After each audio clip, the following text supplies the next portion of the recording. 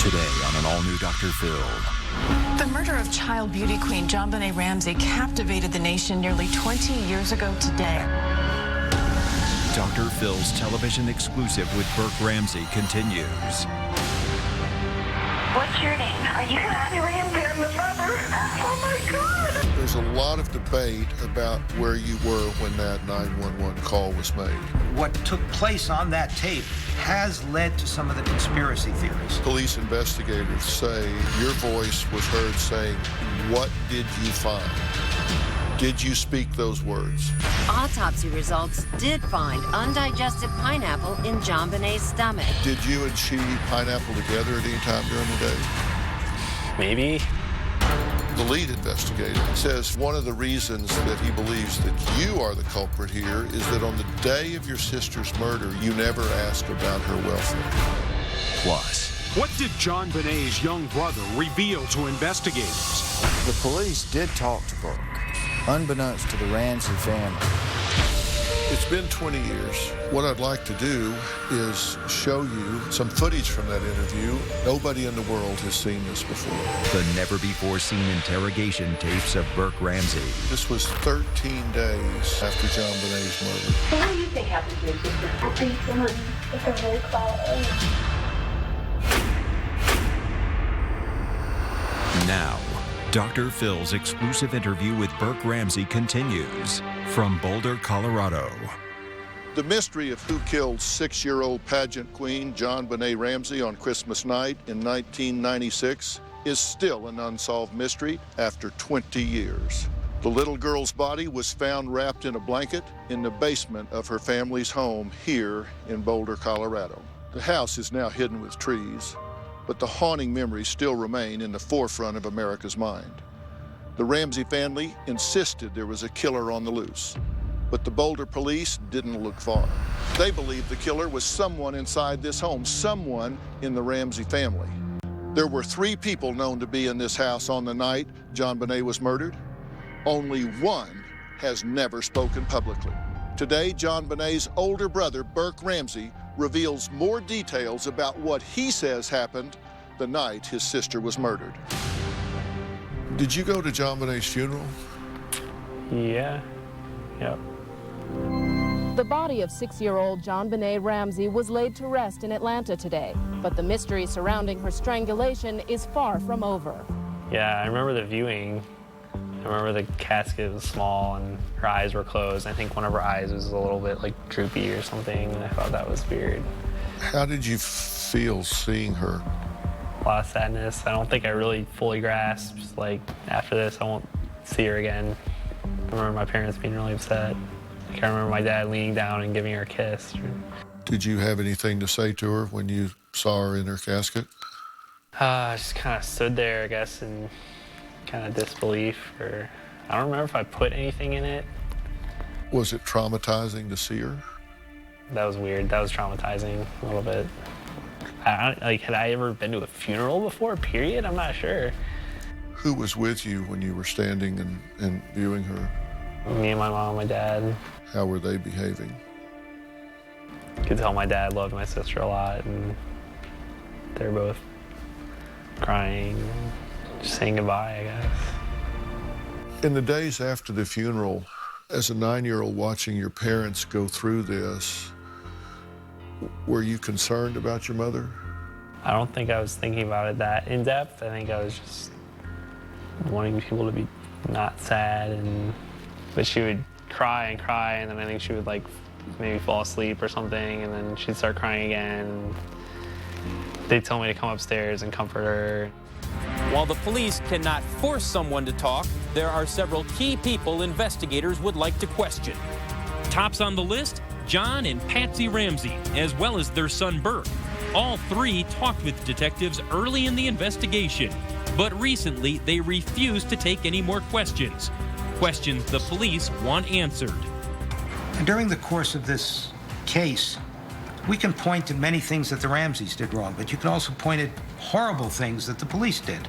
You know, within a day or 2 after this tragic death, John Ramsey, who has every right to take the body of his daughter back to Atlanta and bury her, But the police hadn't gotten the type of interviews that they felt they wanted or maybe should have had. So the head of the detectives, John Eller, threatens and says, I'm not going to release the body unless you give me the interviews. The district attorney, Alex Hunter, almost killed him. You know, constitutionally, he can't do it. This is exactly the problems that started to build between the police and the Ramseys, which made the Ramseys more defensive, made the police more aggressive, and in the middle of it is Alex Hunter and his team trying to figure out, is there probable cause? Were the Ramseys involved?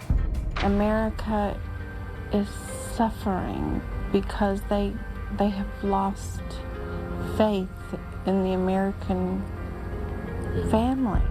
You went on CNN with Patsy, and how did that go? That was the last thing that we wanted to do, but our friends were really pressuring us to do that. They saw this tide flowing against us and this swelling of suspicion, I guess, and they said, no, you've got to do an interview, you got to go on television, you got to show who you are, and that'll stop this. I will tell my friends to keep your babies close to you. There's someone out there. As you look back on that, was that a mistake? Yeah. Why? Well, for several reasons. One, it served no purpose. We're I'm sure in a state of shock. And secondly, once you participate in the public arena, you become a public figure. Nearly a week later, crime scene investigators are still combing through the home. Police haven't named any suspects, but curiously, they are saying that the public at large is not in any danger, that there is not a random killer on the loose. It didn't help the Ramseys' image that they stopped cooperating with the police. The police went public right after the first CNN interview that John and Patsy gave. There's someone out there. There's a bad guy out there roaming the streets. It wasn't convincing. And the police had a press conference and said, don't worry, there's no bad guy out there. People in Boulder have no need to fear that there is someone wandering the streets of Boulder looking for young children to attack. It was easier for people to believe the Ramseys were involved because that meant there is no bad guy walking around. Are you aware of these different theories that are out there? Theories that you killed your sister, theories that your mother killed JonBenét, and theories that an intruder killed JonBenét. Those seem to be the three camps that people talk about. Yeah, I mean, I know that we were suspects. I didn't know they were camps, I guess. And these are people that post online. The shorthand is RDI, Ramsey did it, IDI, the intruder did it, or BDI, Burke did it. Do you know the theories that they set forth in saying that your mom killed JonBenét? I don't know the details, but I know the ransom note, they think the handwriting matched. Have you seen it? Have you read it? I don't think I've read the whole thing. I've definitely seen pictures of it, though. Did the handwriting look familiar to you at all?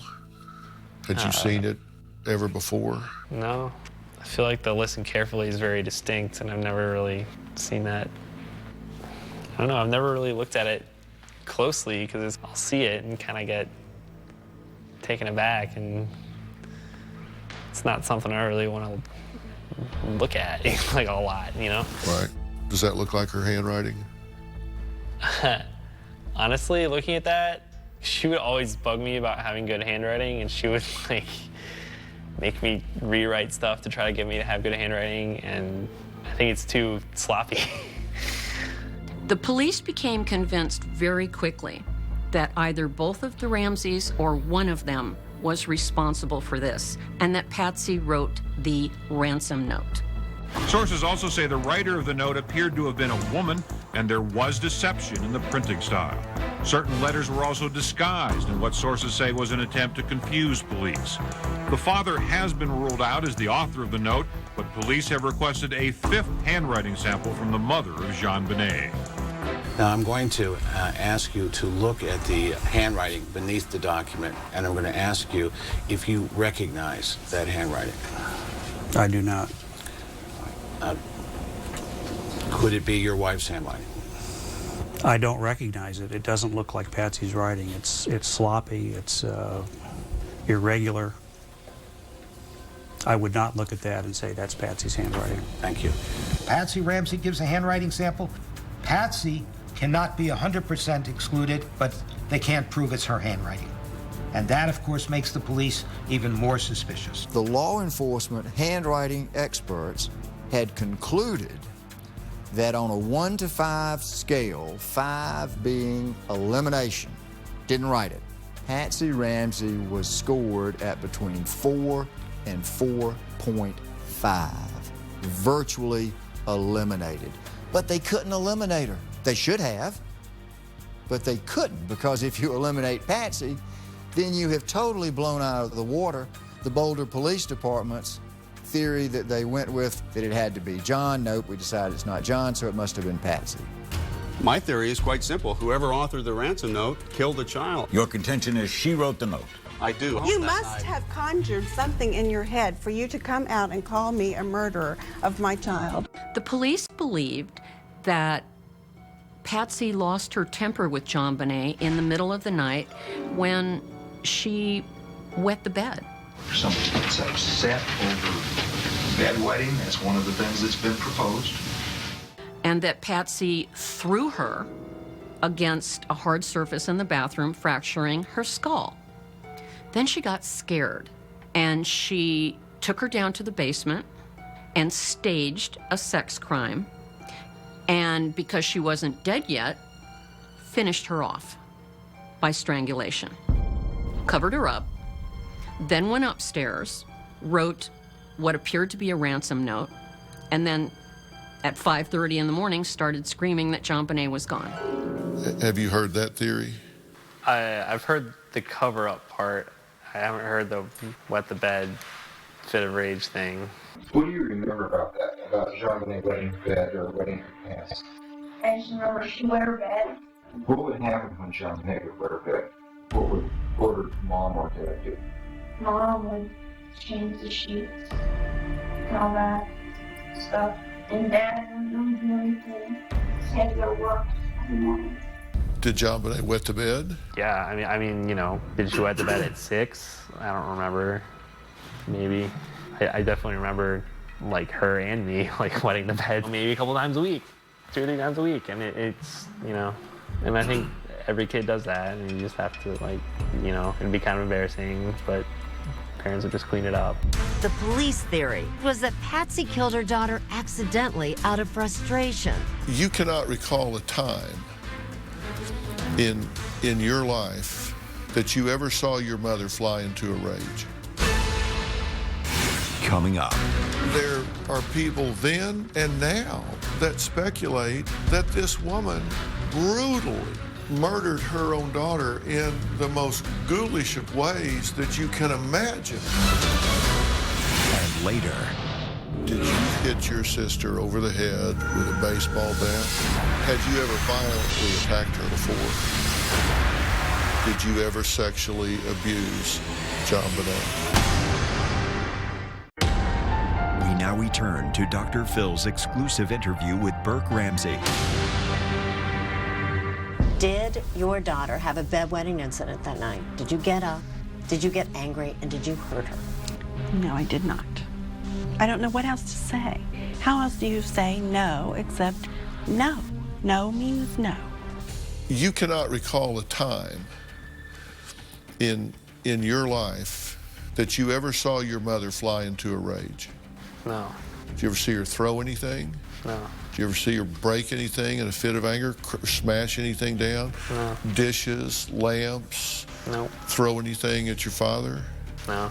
She wasn't into corporal punishment. She didn't spank y'all. No, she we didn't never hit got. you. Yeah, we didn't get spanked. Just nothing of the sort. Not even close.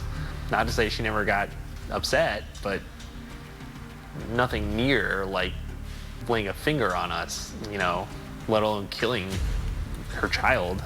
I'm appalled that anyone would think that John or I would be involved in such a hideous, heinous crime. Patsy had an image problem. a very big one. I love that child. She didn't fit the image of what people thought a grieving, innocent mother of a murdered child looks like. Patsy was composed on camera, and I think it unnerved people. Why isn't she crying? Why isn't she sobbing? Factor in that they were wealthy, well-educated. Patsy was a beauty contest winner. They had it all. When it was revealed that JonBenet was in beauty pageants at such a young age, and the ugly underbelly of that world was revealed, it didn't help. It made it easy, I think, for people to look at Patsy and go, uh-huh, you probably did this. Ramsey!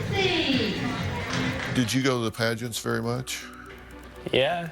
I mean, I remember like one of the pageant things or something, she just like go out and just like, you know, like flaunt whatever on stage, and she wasn't shy, I guess. Right. Did you feel left out of that, or was that okay with you?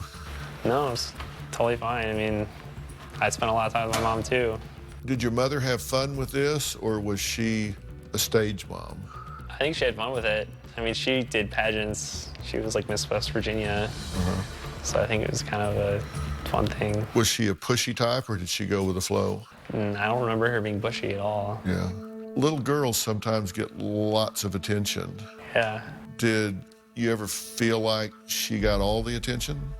No, it was never an issue. I mean, it's just normal to me. JonBenet enjoys painting, ceramics, drawing, and rollerblading.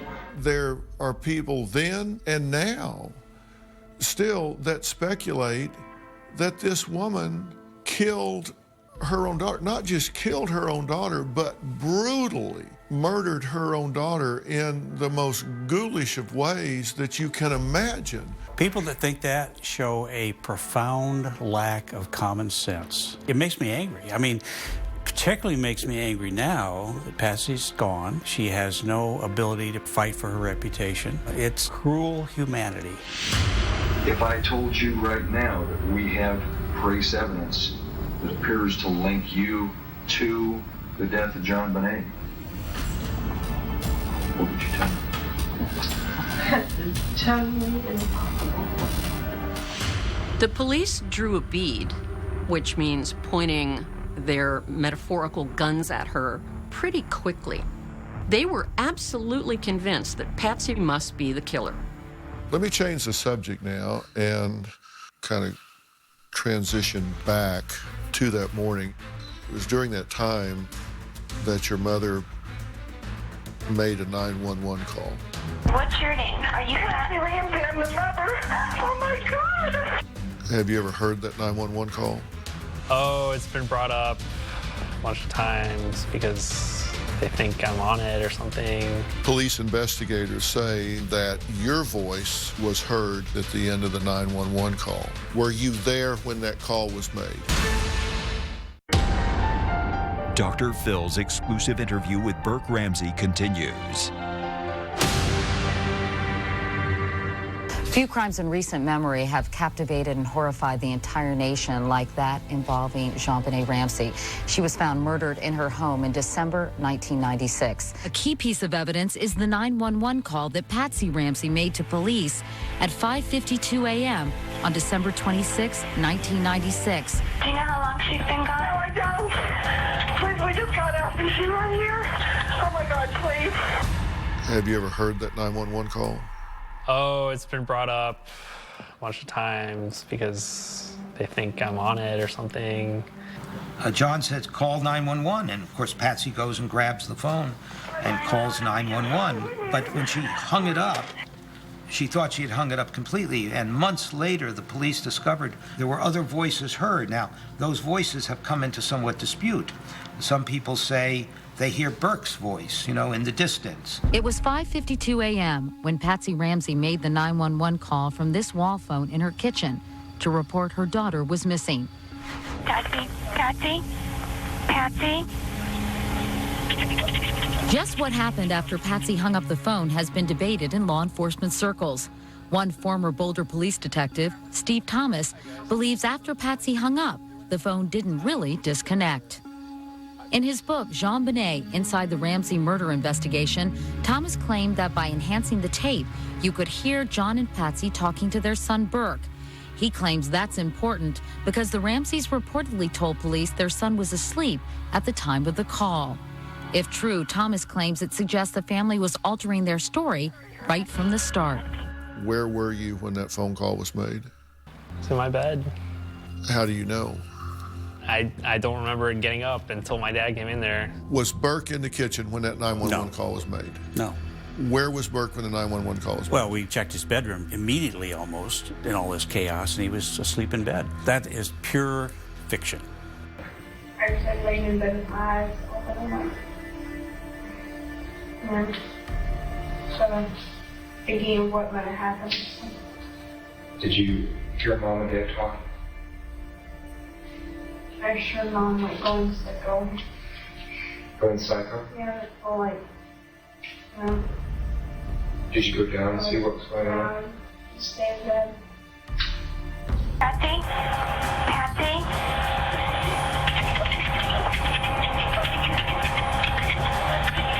There was a male voice, and I knew that for sure. And then there was another voice. So there were three different voices. The third one was a little bit more faint, but I knew there was a third distinct, different voice. Was there a conversation immediately following your last word to the dispatcher? I don't remember. I was out of my mind. My child was missing. Former police investigators with the Boulder Police Department, Detective Steve Thomas and Chief of Police Mark Beckner, both say there was a voice at the end of the 911 call, and that your voice was heard saying, "What did you find?" Did you speak those words? No. Were you there when that call was made? No. So you were not there and you did not speak those words? That's correct. It's also been speculated that your father can be heard yelling, "We're not speaking to you." Definitely don't remember that. I don't know, unless someone erased my memory or something. Well, a 911 call with your mother hysterical about your sister being kidnapped would seem to me to be a standout experience in one's life. I wouldn't think that would fade into the background. No, absolutely not. I mean, that's something pretty big that I wouldn't remember. So I wasn't there. So you can say with absolute certainty that is not your voice on that 911 tape? Absolutely not. You went to see a child psychologist. Do you recall that? Coming up. Nobody in the world has seen this before. This was 13 days after JonBenet's murder. What do you think happened to your sister? I think someone hit her very quietly. We now return to Dr. Phil's exclusive interview with Burke Ramsey. JonBenet's little 10-year-old brother is also in the spotlight. Neither John or Patsy Ramsey have submitted to an official police interrogation, but a statement from young Burke Ramsey is now said to be part of the official record. 10-year-old Burke was videotaped recently as he was interviewed by a Department of Social Services approved psychiatrist. You went to see a child psychologist. Do you recall that? Yeah. You supposedly were asked to draw a picture of your family. You said you drew a picture of yourself and your mom and your dad, but you didn't draw JonBenet. Do you remember that? Vaguely. Unbeknownst to the Ramsey family, the police went in to where Burke was staying with a relative and told the relative that the Ramseys had given them permission to interview Burke. It was an absolute lie. We came up here because we wanted to look at some tape and kind of get your reactions to some of these things. This was 13 days after JonBenet's murder. Nobody in the world has seen this before. Well, let's take a break, man. You can draw your picture of your family for me while you tell me about it. Can you do that for me? I can't draw. It doesn't really matter. It's not a test of your drawing. It's just so I get to know your family and stuff like that. So the first person you would draw would be who? Oh, I got one. Okay. A really good one. So who's next? Who would you draw next? Mom. Okay. So what's your mom do? She work outside the house? She works as a mom. Work as a mom. So what do you like best about your mom? Nice. That's it? Was your mom the kind of mom that gives lots of hugs and kisses? Yep. Both you and your sister, or just you, or just your sister? Both of us. Anybody else in your family? Are you gonna draw? Who's draw me? What about you? This is the first time you've seen it, right? Yeah. When you see that, do you remember it? Yeah.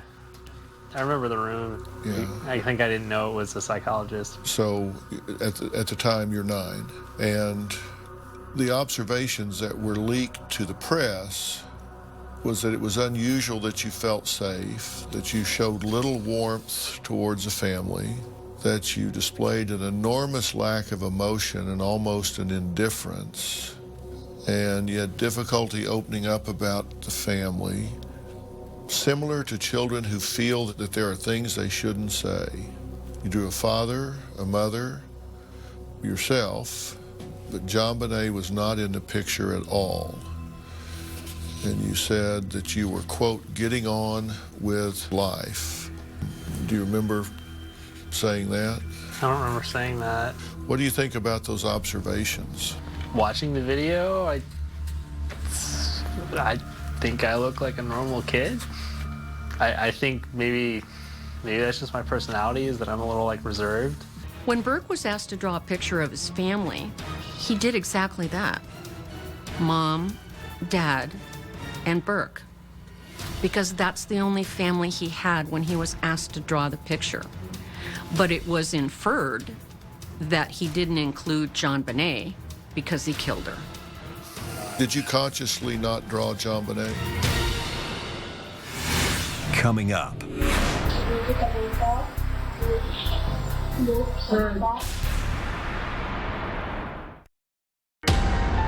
Dr. Phil's exclusive interview with Burke Ramsey continues. Interrogation tapes of a 9-year-old Burke speaking to a psychologist at the Boulder Police Department just 13 days after John Bonet's death have been kept under lock and key for 20 years. They have never been made public, and Burke had never seen them until we watched them together. While Burke was watching the tapes, I was watching him. So the first person you would draw would be who? Oh, I got one. Okay. Did you consciously not draw John Bonet? I don't really remember what was going through my head, but she was gone, so I didn't draw her. There's a second clip, and you're going to talk about actually John Bonet's death to this psychologist. Take a look. So what do you think happened to your sister? We killed. How do you think that happened? I think, well, I asked my dad, where did they find her body? And my dad said I found it in the basement. And so I think that someone took her very quietly and put her down the basement. And then he took a knife out and something back. I think that's how she died. Or maybe a hammer in her head, maybe. What do you think you're saying there? Well, I mean, she's asked me what happened to my sister. Like, well, she was killed, and she keeps kind of going deeper. She's like, well, like, what do you think happened? And I'm like, you know what happened, she was killed. And she asked me what I would think, and so I guess theorizing what had happened, and I think I felt a little awkward talking about it, and I think it was just something that I thought everyone knew, and so it's like, why are you asking me about this again? Right. Sometimes when the police feel they have figured out the timeline, something surfaces that just throws everything out the window. When the autopsy was completed, the coroner had discovered that there was undigested pineapple in John Bonet's stomach. Well, the police didn't even know there was pineapple. They went back and they started to look at all the photographs. When did JonBenét eat the pineapple? Where did she eat the pineapple? And police discovered fingerprints on a bowl of pineapple left in the family's dining room on the morning of the murder. The significance of the pineapple bowl. What it tells us is that it was someone that JonBenét trusted that sat down and fed her that pineapple. Well, about 18 months later, it was June 1998, you were interviewed by the police. What was JonBenét's favorite snack? She has and pineapple bed. Some moms could have apples. Yeah, What else would she get fruit-wise? that's all I know. Pineapple. Pineapple. But the question I was asked by the police, did she eat pineapple before she went to bed when you brought her home that night? And I said, no. JonBenét went to bed. She did not eat pineapple. And I guess they thought, well, I must be lying. Therefore, I'm lying about other things. I didn't put the bowl there, okay? I did not put the bowl there. I would not do this setup like this. Those prints belong to one of the two of you. They did? You're sure? Fingerprints on the bowl are Patsy's, according to police, suggesting that she's the one who gave the fruit to her daughter. But if Patsy did give it to JonBenét and is lying about it, then investigators wondered, could she be lying about everything? Do you remember drinking any iced tea around Christmas time? Maybe like a Christmas party. Now, how long does food normally sit out on your table? Not very long. But what was more interesting was that next to that bowl there was a glass of tea. And on that glass of tea was Burke's fingerprints. Would you leave it there for a long period of time? Like, I mean, are there times when maybe the dishes don't get cleaned up right away? Or do they typically get cleaned up? If I remember, it typically did. Did you and she eat pineapple together at any time during the day? Maybe. Like, I don't remember specifically eating pineapple, but very well could have. Like, would you remember eating pineapple 20 years ago? Like, you know. There was a flashlight and a baseball bat found at the house, and the investigators thought one of those could have caused JonBenét's head wound. JonBenét did suffer a severe fracture, 8.5 inches along the right side of her skull. The things that could have been possibly used were maybe a metal flashlight, baseball bat. The baseball bat was found outside. It also had fibers from the carpet that was in the basement where JonBenét was found. Did they show you either of those items? They showed me a picture of the baseball bat, like on the side of the house or something. Yeah. Is there anything strange about it being out there to you? And do you find it odd that it's out there? And that was my baseball bat. I would normally like leave it out on the patio. So an intruder could have picked that up on the way in. Yeah. And I think your dad had said he used the flashlight that night to put you to bed, and then you snuck downstairs to play. Yeah, I had some toy that I wanted to put together. I remember being downstairs after everyone was kind of in bed and wanting to get this thing out. Did you use the flashlight so you wouldn't be seen? I don't remember. I just remember being downstairs. I remember this toy. Did you hit your sister over the head with a baseball bat or a flashlight? We now return to a Dr. Phil exclusive. Some stunning new revelations about the mysterious death of a little girl, JonBenét Ramsey. Mark Beckner, who took over the case in September of '97, has given a lengthy interview on Reddit. And perhaps the biggest revelation is exactly how JonBenét actually died. We know from the evidence that she was hit in the head very hard with an unknown object, possibly a flashlight or similar type item. The blow knocked her into unconsciousness, which could have led someone to believe she was dead.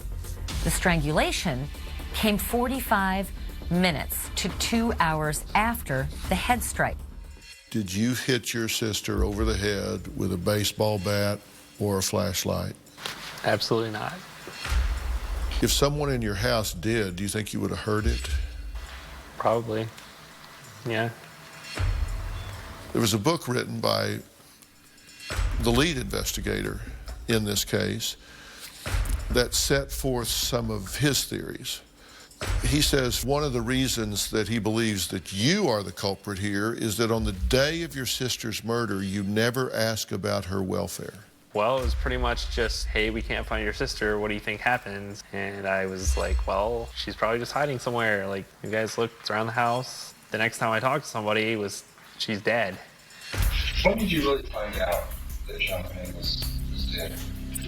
I was at the Bernie's house and I saw him and was sad. And my dad told me that JonBenet was having. How did you do? Started crying. I think people are reacting to the fact that you seem to be unbothered by all of this. Yeah, well, I can tell you I was very emotional at the Fernie's, and I would just randomly cry out of nowhere. I guess it's a combination of sitting in there with this weird guy that I'd never talked to before and asking me all these personal questions. It's a combination of that and just kind of, at some point you have to move on, and I'm not saying I moved on then. It might have been kind of the other end, as I didn't really get it, but you gotta stop crying at some point, I guess. So the lead investigator thinks you're the culprit because you had previously been violent with JonBenet. Had you ever violently attacked your sister? No. Did you hit your sister with a golf club?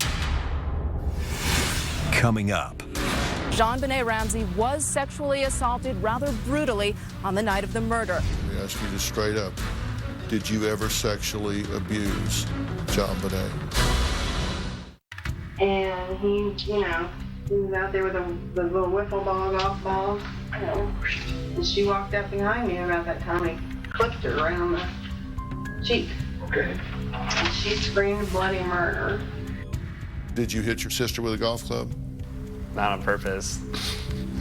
She was standing behind me and I went like that. So you accidentally clipped her in the cheek, I believe it was?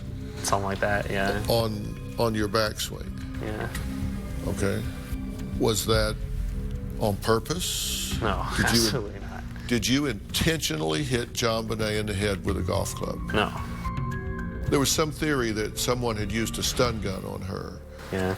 And then an alternate theory was that the spread of the marks that they were alleging might be a stun gun were actually the ends of train tracks that might have been poked into her.